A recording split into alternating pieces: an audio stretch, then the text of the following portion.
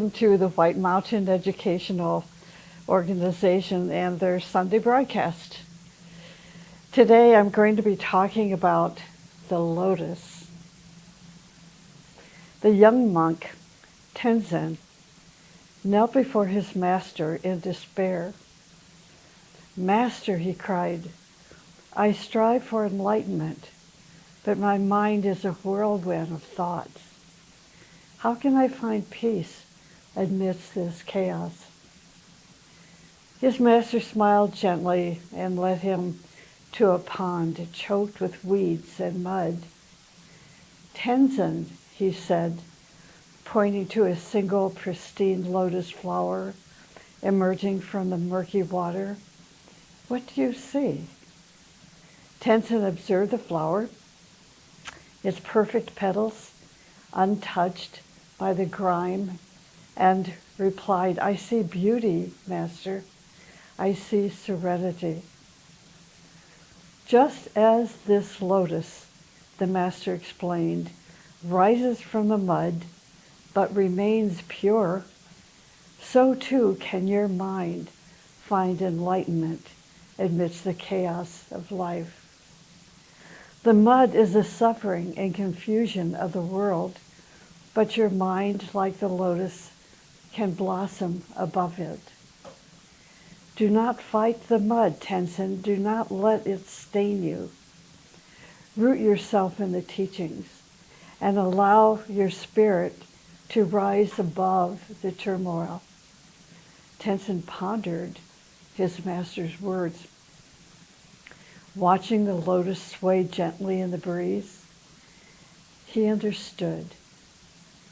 Chaos would always exist, but he would choose to rise above it and to find peace within himself, just like the lotus flower blooming serenely in the muddy pond. From that day forward, Tenzin meditated on the image of the lotus. He learned to acknowledge his thoughts and emotions without judgment, allowing them to pass like the murky water flowing around the lotus stem. He focused on his practice, his compassion, and his wisdom, allowing his spirit to blossom petal by petal toward enlightenment. He carried the image of the lotus in his heart, a constant reminder of the peace and purity that resided within him, even amidst the challenges of the world. Isn't that beautiful? I just love that story. The lotus. I was thinking about how the lotus is a magnificent symbol in various traditions, and it reminded me of the White Lotus Day. Remember that? The White Lotus Day?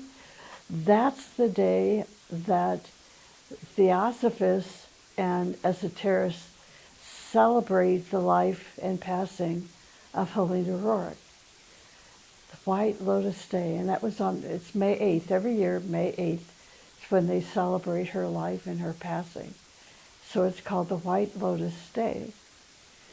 And then we have the teaching today that I'm going to be sharing about the lotus and the chalice, which, as you're going to learn, is really the process we go through to reach enlightenment. So today's talk is very important. It's most beautiful, and it is probably the most mysterious teaching that we find in the Ageless Wisdom about the lotus. So it asks from us meditation and contemplation. So the lotus is also called the chalice. It symbolizes the past, it symbolizes the present, and also the future evolution of our soul. The lotus is a seat of self-consciousness. So think about this. The lotus is a seat of self-consciousness. Now, you may ask yourself, well, how do I know that I have this 12-petaled lotus as part of my nature? You're going to recognize it because over the many incarnations of your incarnating soul, you're going to see enlightenment. You're going to realize the broadening of consciousness. You're going to see the wisdom you acquired from early childhood to the last day of your life, how you changed in consciousness. How you changed is the reflection of the petals of this 12-petal lotus unfolding. So lifetime after lifetime after lifetime, it not only symbolizes our own enlightenment, the expression of our inner divinity, but it also shows our striving, something that we have to work toward. It's not just given to us, but we have to work toward, really work hard on ourselves to develop and unfold this lotus. So this is why it's called the seat of self-consciousness. And it is found in the second and third from the top subplanes of the higher mind of each of us.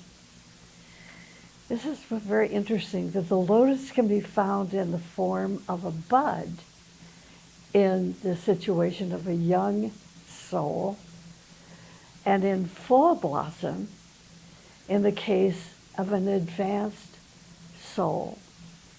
It is made from the substance of the solar angel and has 9 petals plus 3. So it is a 12-petaled lotus. The lotus is also sometimes called the Holy Grail.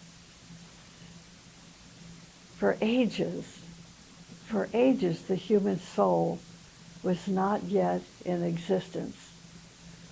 So the human being was completely dependent on this solar angel. Now, this may come as a surprise to many of us, because most people assume that each human being has a soul. It's just an assumption. However, according to the Ageless Wisdom teaching, the esoteric teaching, this is not so.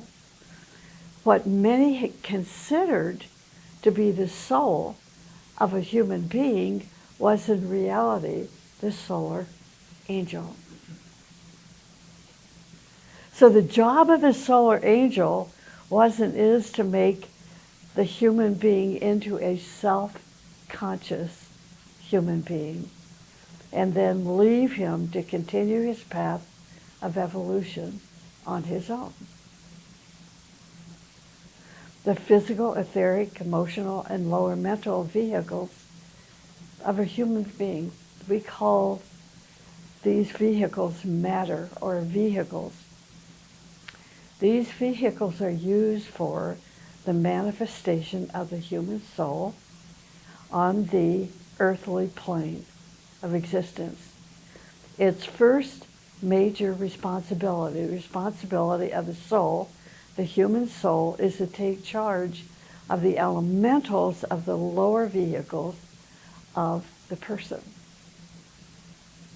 So the lotus is a formation of the higher mental plane for the enlightenment and the manifestation of our spirit, which is called the monad, M-O-N-A-D. It is the lotus which connects our soul to our lower bodies as well as to the soul of the universe, which is known as the cosmic magnet. The soul of the universe is known as the cosmic magnet. Now, the greater the unfoldment of the petals of our lotus, the more beautiful and enlightened we will be. When the lotus is still in the form of a bud, The soul has very little control over its physical, etheric, astral, and lower mental bodies. But there are 3 stages of awakening that we're going to go through, that our soul is going to go through.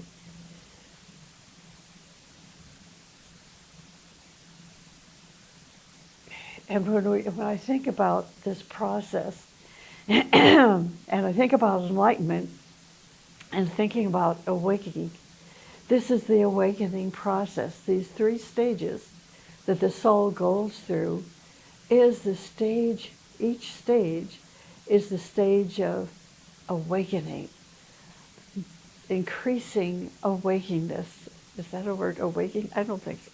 Anyway, the experiences of awakening then become part of the resonance of the lotus. It's like music coming into manifestation. It's like the music is there, but until the strings of the lyre or the keys of the piano are sounded, and the sounding takes place of the strings of the piano, then an awakening occurs, sound occurs. So that awakening is the process of working on ourselves, of striving as we go through these 3 stages. So the first stage is when we learn how to take charge, or the soul learns how to take charge of its physical body. That's just the first stage. The second stage is when our soul begins to control its emotional body and its emotional life. So those who control their emotions, that emotional life, are considered masters of life. Isn't that interesting? Masters of life. And they create such a magnetism that divine energy circulates through them. Now we have 3 elementals: the physical, emotional, and mental elemental. And it's during these stages that the soul will be challenged to take control over these elementals of the lower, these 3 lower vehicles. There are elementals of fire, earth, air, and water. The elementals of earth are related to our physical body. Water elementals are related to the emotional body, and air to the lower mental body. Now, to cooperate with these elementals, we must charge ourselves with the fire of love and the fire of purity, and then fuse ourselves with the solar angel. Your elementals will eventually enter into the evolutionary period of your human labor, and then throughout your spiritual initiations. It's interesting to realize that elementals have no form, but they assume form according to their surrounding conditions. You know, I'd love to talk to you more about elementals, and maybe one of these Sunday talks I can do it. But for today, just like an introduction, some of you know quite a bit about the elementals. Some of you know nothing about the elementals. So at some point in the future, I will share a few Sunday talks about what the elementals are, because it's really important to recognize these elementals until our soul takes control of them. Really represent our instinctive nature, our instinctive physical, instinct emotions, instinct lower mental ideas, thoughts, and so forth, until the soul now begins to take control over these elementals. So until we work on ourselves and help the process of the unfolding of the soul, these elementals control one's personality life. Now, the third major stage occurs as our soul awakens and begins to construct its higher mind, also called our temple. See, there's a lot of symbolic words I'm using today. The temple is where our solar angel is anchored. The higher mental body is the temple in our mind. The temple consists of the 9 petals of the lotus plus 3 more. Now these 3 more are the 3 inner petals that are also and sometimes called the jewel. Remember the phrase, the jewel in the lotus? These 3 inner petals remain folded for ages, but they, even though they're folded, they are the energetic centers or sources of the outer 9 petals.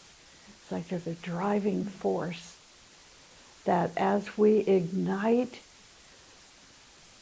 the energy, the knowledge, the love, the sacrificial nature of a human being, as we ignite these 3 principles, then a resonance takes place between the soul and the lotus, and the 3 inner petals vibrate to such a point that these petals begin to unfold, just like the sun shining upon the bud of a lotus or a rose. It remains a bud until the sun shines on the bud, right? And then the bud begins to unfold. The jewel in the lotus is the point of life through which the monad anchors itself upon the physical plane. The monad is the life principle of all of our vehicles, developed, undeveloped, and developing. Are you with me? Okay. In the average person, the lotus is practically non-existent. See, those elementals, the instincts are controlling now the physical, emotional, and lower mental body. So in the average person, the lotus is practically non-existent, but it has these elementals that are controlling it.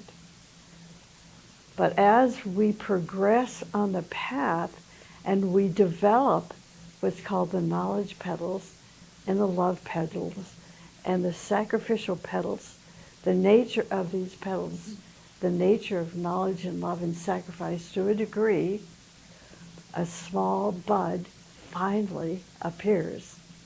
It slowly grows and expands, and it takes the form of a lotus. It is so magnificent. For this to happen, the human being, the human soul, must progress through these 3 major stages of awakening. So the 9 fiery petals of energy serve as filters for all of our life experiences. And you might think, well, what are these petals filtering out? They are filtering out the impure and letting only the most pure experiences into the temple. And so this is why I think they called Blavatsky's day of celebration the White Lotus Day, May 8th, every year, to recognize, for those who have studied, like the Secret Doctrine, to those who respect the Theosophical Society, to recognize its founder is symbolized through the white lotus, the pure form of enlightenment. It's a treasury, and this treasury is in the temple of our higher mind.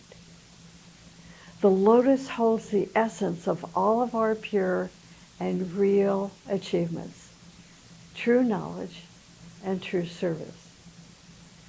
So the 9 petals in essence, fold over in bud shape. They fold over the central jewel, the jewel in the lotus. When these 10th, 11th, and 12th petals open, now the jewel in the lotus opens, and you become the most beautiful spiritual being. It is so beautiful to have knowledge about the spiritual science of the lotus and to realize that it is truly up to us to care for this mechanism, to help it perfect itself so that the soul can mature and advance. It brings us a sense of purpose, doesn't it?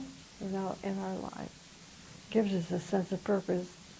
And it also gives us a sense of future, to realize that it is through our striving that certain initiations or expansions of consciousness will occur.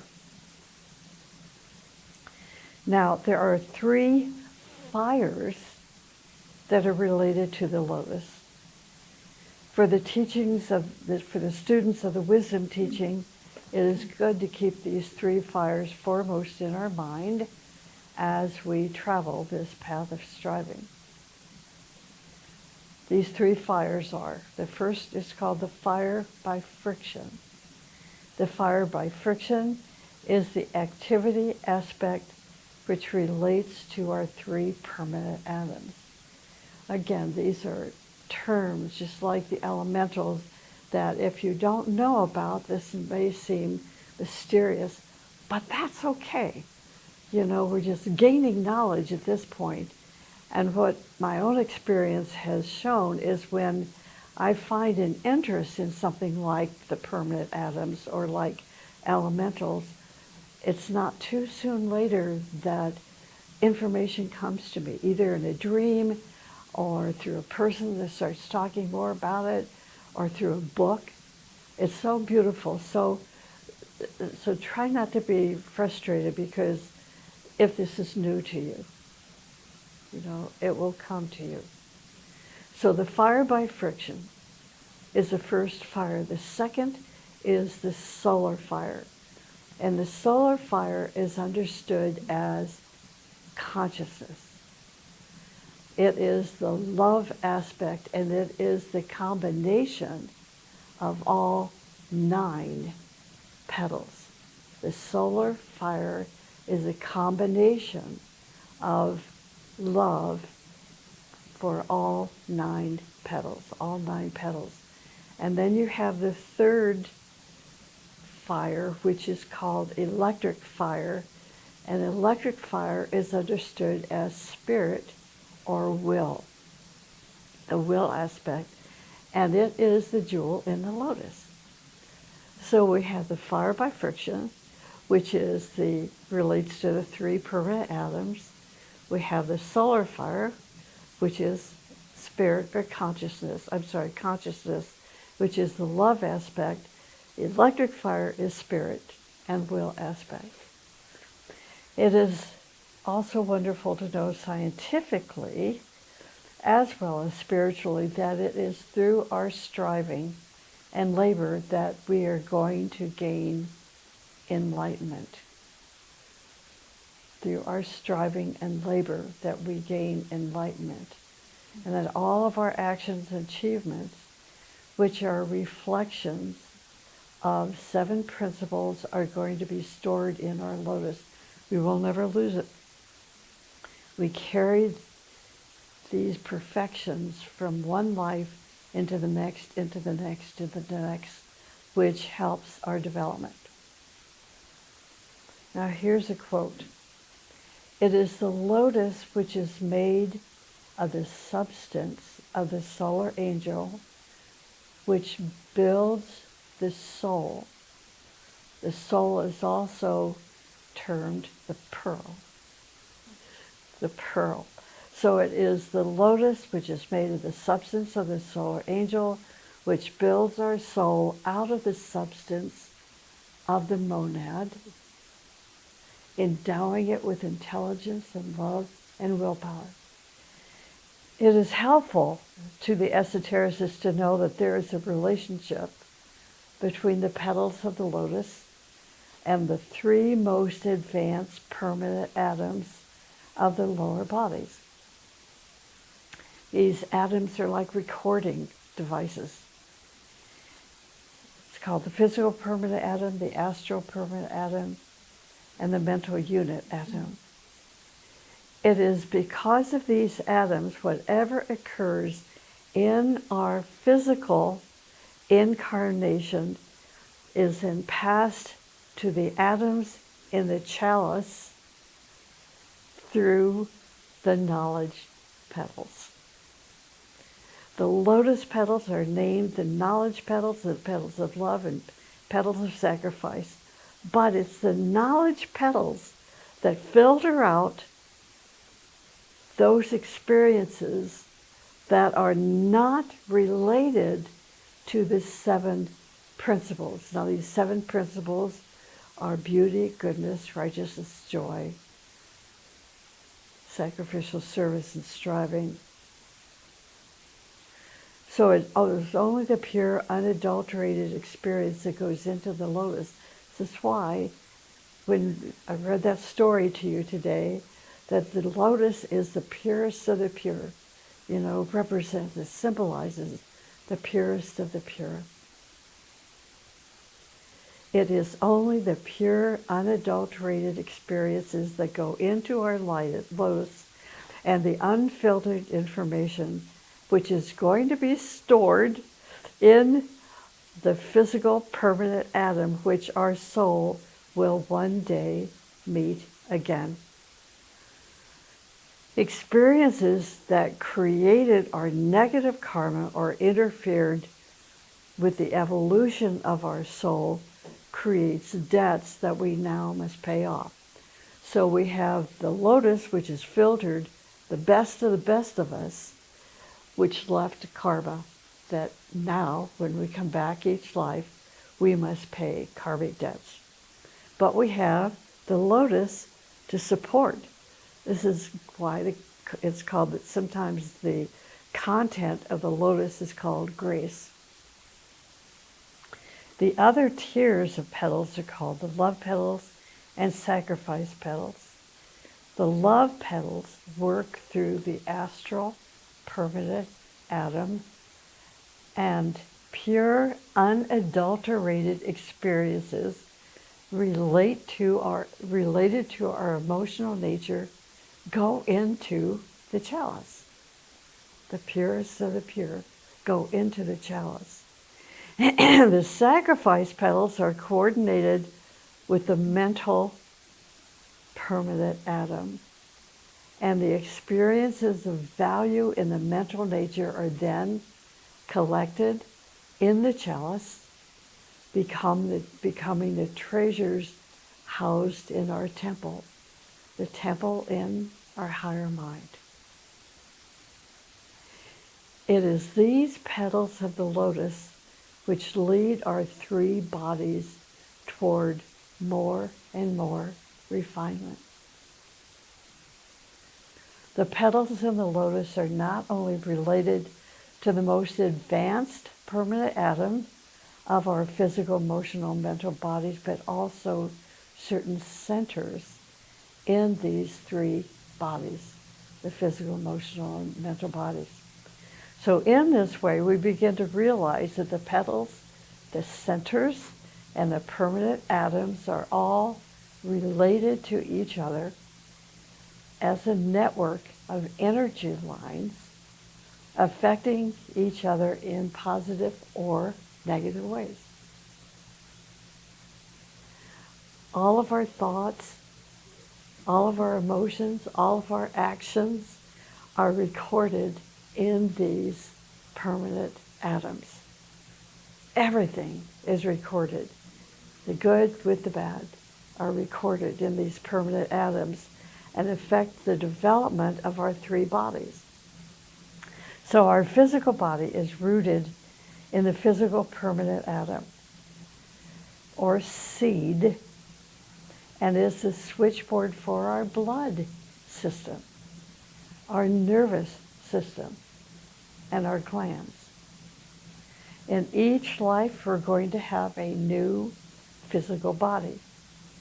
But the records are kept in the atom where the various causes of the nature of our body are going to be found. So this is our inheritance. This is what we bring in with us each life, life after life. Whenever these records are stimulated by various means, then the network automatically begins and it affects the other bodies according to the records there. And what's so cool to help us in recognizing how this process occurs, because it is cyclic, is to know your astrology chart, is to have your chart updated every year, or know astrology, learn it yourself, just the basics, so that you can see when certain cycles begin to unfold year after year after year in your chart, you're going to know that this permanent atom, what is stored at that atom, is going to be activated, or what is stored in that atom will be activated by a certain planetary cycle. It increases our sensitivity, makes us more awake, and it helps us develop keen observation as to what and why we are going through this and that year after year after year. It doesn't say how we're going to react, but it says this is the opportunity that's coming to you. So, for example, esoterically, the permanent atoms record our debts. So, I'm not talking necessarily about financial debts, but a little heavier than that, like a lie is a debt. Imagine this. All of our lies go into our permanent atoms. And if these lies are really horrible, meaning that it will deleteriously affect other people, we've taken on karma from that lie, and now we have to pay it back. And when I think of what's going on today in the world of politics and all the lying that is occurring, God bless their next life. That's all I can say. In the New Testament, this information is presented in a symbolic parable concerning a debtor who is put into prison and not allowed to be released until he paid all of his debts. These debts are stored in the permanent atoms. The energy that controls the eradication or cleansing process is called the fire in the lotus. The fire in the lotus. Of course, any act of pure love, pure service, sacrificial service, and compassion is a credit and will be collected in the treasury of our temple. The treasury of the temple is the lotus. It is important to remember that our physical and emotional and permanent atoms, our physical and emotional permanent atoms or seeds, register all that happens to us, listen to this, in our unconscious moments. Because the most psychosomatic problems have their origin in our emotional permanent atom. Still, the cause of our psychosomatic illnesses are found in the three permanent seeds simultaneously. Simultaneously. So the permanent atoms serve as a nucleus for the distribution of force, for the assimilation of experience, and for the preservation of memory. Did you get that? might behoove us to go back and listen to this lecture again and take notes. You know, I know some of you here are taking notes. You can take notes, you can create diagrams, and it will all come alive to you. I remember back in the day when I first learned about permanent atoms and the lotus and the chalice. I spent an entire summer, hours and hours and hours, researching and going through all the books of the teachings and accumulating information about the knowledge petal, the love petals, the petals of sacrifice, where the jewel of the lotus is, where the permanent atoms are in relationship, juxtaposed in relationship to the whole of the lotus. And then at the end of that summer, I created about a 7-page document of questions and sent to my teacher. And he said, this will take a seminar to answer. But it was so, I will never forget that whole summer. That was the total focus of my studies that summer. And I learned a great deal. So just take this one little lecture, you know, and let's see what you can learn from it.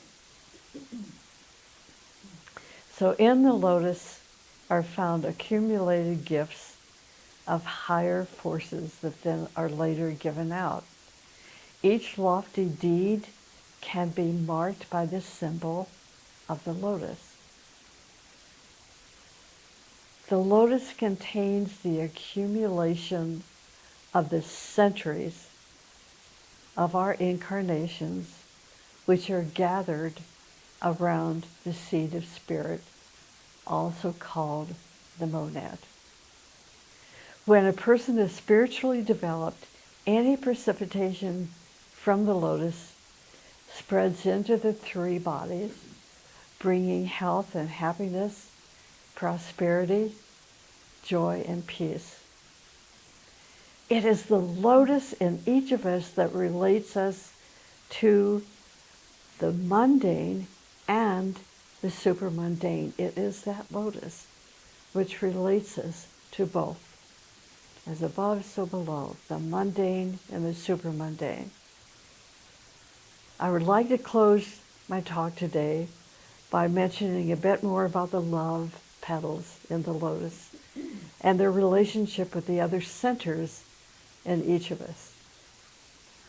As the love petals of our lotus unfolds, they create pressure on the petals of the heart center in the head, the heart center in the head, to unfold parallel to love petals in the lotus.